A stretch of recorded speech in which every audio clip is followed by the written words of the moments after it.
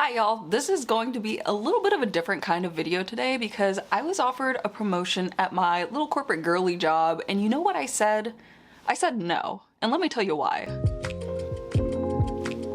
I work at a consulting firm, not management consulting, but generally speaking, somewhere along the lines of IT compliance. Being a consultant is very interesting work because it is very much project-based. It really just feels like the forever internship because you're being passed around by all of these different teams so they can use you for your good head on your shoulders. I would consider myself as someone with a good work ethic because I watched both of my parents work hard and hustle just to make ends meet growing up, so I knew that as I got older I needed to work hard to not only support myself as an adult but also to support both of my parents. And what better way than getting an office job doing God knows what, but as long as I was getting paid to clickety-clack on a computer, I'd be happy. There are all kinds of different office jobs out there, some built more easy, some difficult.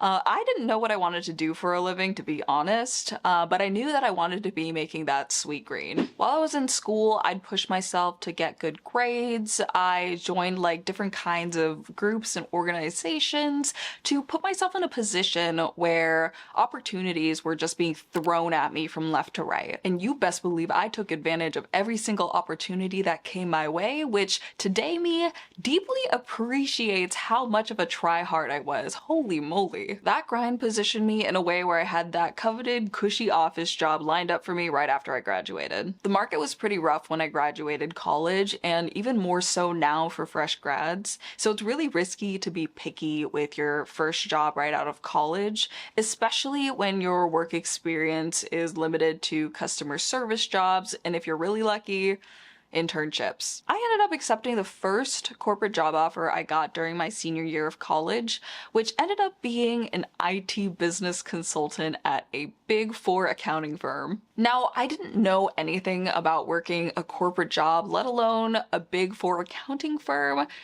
Like, I didn't have the mentors to really teach me the ways of how to function in the corporate system, so I had to work a little harder and put in a lot more hours just to not fall behind in my work. You can learn more about my experience working at a Big Four accounting firm linked right up here or linked down below in the description. But to sum it up, after my second busy season and the whole pandemic era of work started, the burnout was coming hot and fresh, and I wasn't getting the support I needed from my mentors and managers to keep going, which shouldn't be a shocker if you're familiar with how Big Four accounting works. So I ended up switching to a smaller consulting firm doing pretty much the same kind of work, but with a better culture and pay. And this is where I currently work right now. When I started my current job, I was hired as a second-year consultant because of my experience at the Big Four accounting firm. And I was promoted to a senior consultant within a year. This was actually a pretty exciting promotion because I was still an individual contributor, so my focus was on executing tasks rather than managing people. And with this promotion, people saw me as a slightly more competent version of a new hire, which meant I was taken on to do harder but cooler projects in different areas, and that was the case for the last 2 years. Once I hit my 2-year anniversary of being a senior consultant, in combination with consistent good performance reviews, I was offered a promotion to become a manager. I'd be lying if I said that I wasn't excited to hear that I qualified for a manager promotion.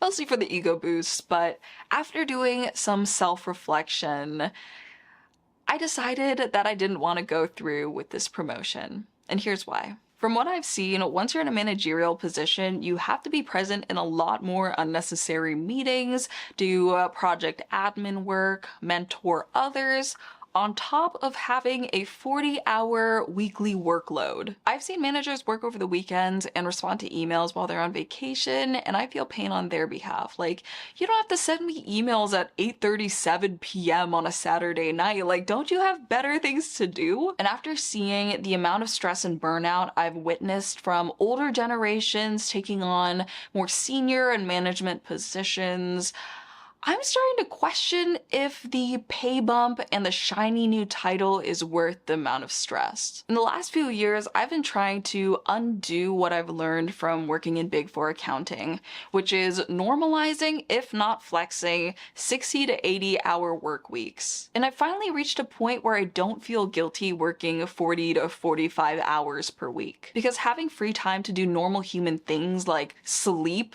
exercise, cook, and pursue different hobbies has been game-changing for my health. Time is something you can never get back, especially if you're neglecting your health, both physical and mental. And personally, I don't want to waste my hot years sitting in front of a computer longer than I need to and needing to order food delivery because I just don't have the time to cook anymore. I'm trying to spend my hot and healthy years traveling to places that are hard to travel to once my bones and joints are feeling all wibbly wobbly. If someone were to ask me what my 5-year plan was, I wouldn't have an answer, because 5 years is a long time. 5 years ago, I didn't think I'd be doing the kind of work that I'm doing right now because, I mean, to be honest, I didn't even know the kind of work I'm doing existed. Like, this was truly the first career I got once I graduated college. Not because I chose it, but it was the first job offer I received during a rough job market. If I had taken this promotion, I knew for a fact that my performance was going to look rough, especially at the beginning, which I was trying to avoid from a job security standpoint. 2023 was a really turbulent year for a lot of companies and consulting firms, and I wasn't sure if 2024 was going to be the same case. Layoffs did happen in my consulting firm in 2023, so I really wanted to strategically position myself in a way where I wasn't going to be impacted by layoffs. From a cost-cutting perspective, I'd feel a lot more uneasy being a low-performing manager making more than a high-performing senior making less. I made this choice at the end of 2023, so I had plenty of time to reflect. I still stand by my decision, regardless if it was the right decision or not, because a career is a marathon and I'd be goofy to use up all of my energy at the start and get burnt out before I hit the midpoint of my career. However, it is worth mentioning that promotions in consulting is structured to be a lot more flexible than at a company. I still have the opportunity to move forward with a promotion like every 6 months to a year. With that being said, if I was offered a promotion at an organization or a company where promotions are based off of job availability, I'd take it in a heartbeat. Because turning it down means that I'd never know when I'd get that opportunity again. Not to mention the potential that they might hire someone who sucks to fill that position, and being stuck working with someone who sucks. Also, we should normalize not taking on roles that you know you're not ready for. Like, I'm sure we've all worked for a manager who had 0 people skills, and we've all had that same thought of, how the heck did they make manager? Well, good employees don't always make good managers. Not saying this is the case for everyone, but there is a whole separate set of skills needed to manage people. And I'm gonna be honest, not everyone has them. Like, no offense to Kenny, the prodigy software engineer who has never turned on their camera or spoken more than 3 words in every meeting, probably broken 27 keyboards while fixing software bugs, and stays away from the office as if it had a restraining order against him. But I'd be nervous if he was managing me.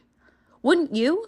Not everyone is built to be a manager, and it should be more socially acceptable to decline promotions. And I don't think I'm alone here. Declining promotions has become more and more of a trend with Gen Z. Corporate culture is outdated and it doesn't align with Gen Z values, which is heavily influenced by social media. A good example is how social media creates an expectation for open communication and transparency between people. How much do you make? $92,000 a year. My total comp would be about $200,000 a year. Base salary is $205,000. Like at some workplaces, you can get reprimanded for talking about your pay with other coworkers, which is illegal, by the way. This expectation is completely misaligned with corporate culture where everyone is hush-hush about everything and anything. At this point, the pay bump that comes with a promotion doesn't feel like it's enough to justify the burden of having a promotion, especially for companies that generally lack support, clarity, and training for their newly promoted workers. In most places, new promotes are kind of just thrown into the deep end to figure out their new roles and responsibilities. And if they're lucky, they get to be flown out to a major city's suburb